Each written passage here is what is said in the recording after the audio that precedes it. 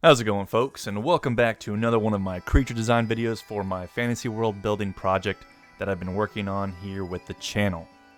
Those of you who are subscribed to the channel already know this, but all these concepts are going to be for a bestiary book that I will be publishing soon over on Amazon.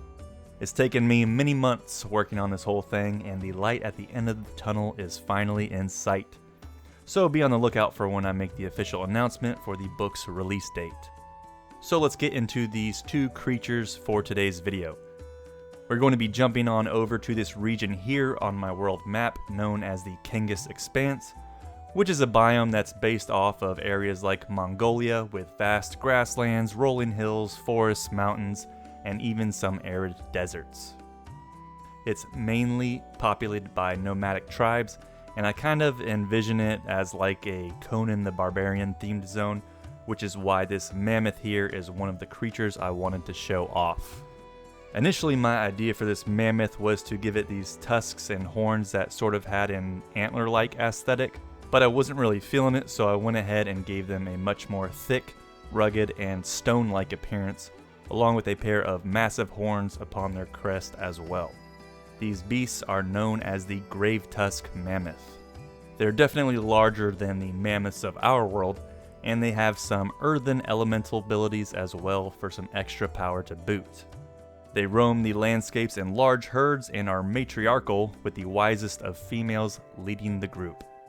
The bulls will leave the herds when they reach maturity and will roam solo or in small groups comprised of other males.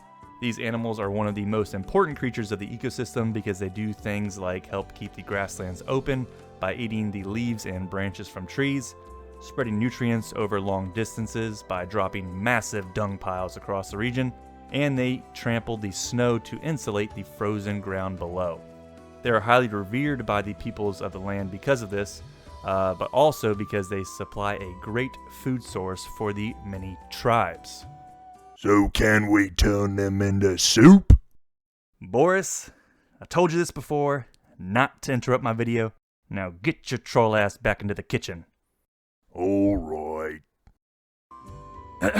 As I was saying, these Gravetusk mammoths also migrate in massive herds over to the northern steppes during the summers when that region warms up and the landscape becomes lush with vegetation. But, as you may recall from my previous creature design video, this is the territory of the dreaded Brutonitrus rex, so if any mammoth happens to stray too far from the herd, they'll end up as an easy meal for those voracious predators. And here we have the completed bestiary entry for the Gravetusk mammoth. This layout here is actually how the double page spread is going to look for the official book. Before this, I was making a layout designed specifically just for the videos, and then having to create a second layout for the book, and it just takes way too much extra time to do all that, and it's just unnecessary. So I'll just be keeping them one and the same from here on out. And now I'll read off the lore entry here before we move on to the next creature of today's video. The Gravetusk is an ancient species of mammoth with massive tusks and a rocky plated head. They are very sociable animals that live in large herds across the Kangas Expanse. These animals are matriarchal, with the wisest and most experienced female leading the group. During the summers, the Gravetusks migrate to the northern steppes as the snow melts and the land becomes lush with vegetation. These beasts are so massive and move in such great numbers that you can feel the ground tremble from miles away. These mammoths are highly revered by the primalists of the region as they play a pivotal role in maintaining the balance of the environment. And you can see some extra little notes there. The Gravetusk bulls are extremely dangerous and will trample nomadic camps without hesitation. And their tusks are as hard as stone and continue to grow throughout their entire life.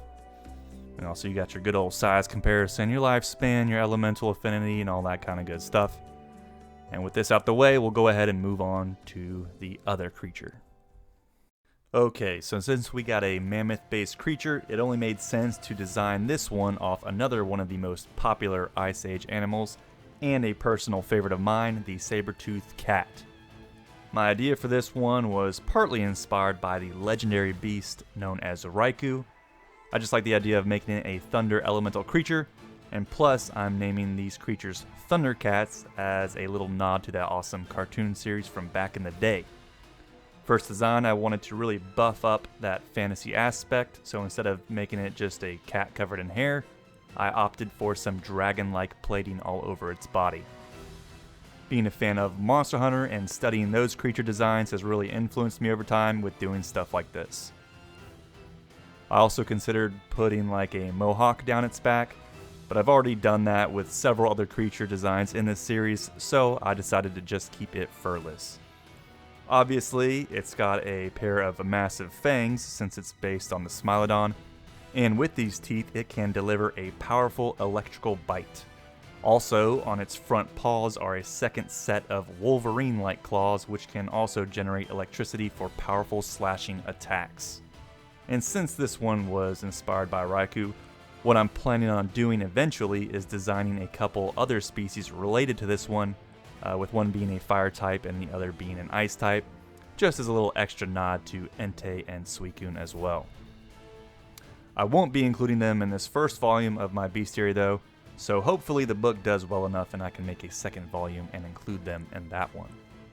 These Sabertooth Thundercats are solo hunters for the most part and are capable of taking down much larger prey. They aren't powerful enough to hunt the Gravetusks though, so their best hope is for an infant mammoth to wander off and try and pick it off then. Just like the mammoths, these animals are also revered by the peoples of the region, and many barbarians can harness the ancestral spirits of these cats to further empower their attacks. There could definitely be some cool armor and weapons based off these creatures. I had a lot of fun coloring this one in particular with the use of the orange, black, and yellow, and overall I think it turned out pretty solid. But let me know what y'all think in the comments down below. And here we have the completed bestiary entry for the Thundercat, and now I'll read off its lore entry before we wrap up the video. The Sabertooth Thundercat is a powerful predatory animal that is quite literally armed to the teeth.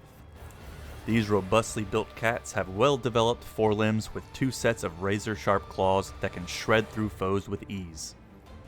If that is not frightening enough, within their jaws are a pair of long upper canine teeth which it will sink into its victim to deliver a killing blow. Although they are typically solitary in nature, they do occasionally form loose family groups consisting of a dominant male and a few females.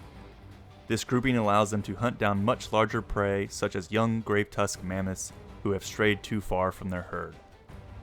To many nomadic tribes and barbarian clans within the region, the Thundercat is a symbol of great primal power. And that's going to be it for today's creature design and world building video. Do me a solid, if you like the video, be sure to hit that thumbs up button, and also subscribe to the channel if you like my content and want to see more of it. Also, we have memberships available if you want access to exclusive emojis, badges, and access to all my previous drawing live streams on the channel. Thank you all for watching, and I'll see you in the next one.